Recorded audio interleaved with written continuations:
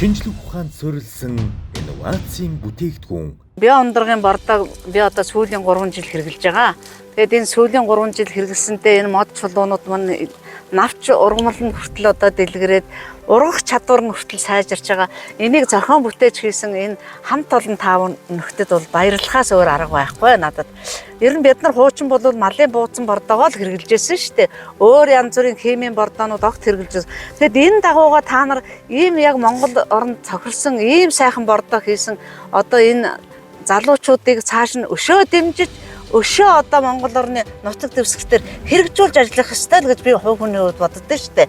Хүмүүс энэ бордоо гэхтэр дандаа хими юм хэрэглээд байна гэж бодож байгаа. Энд чинь хими юм биш байна.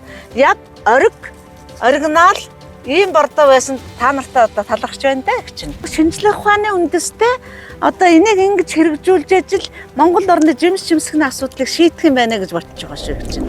Шинжлэх ухаанд суурилсан инновацийн бүтээгдэхүүн.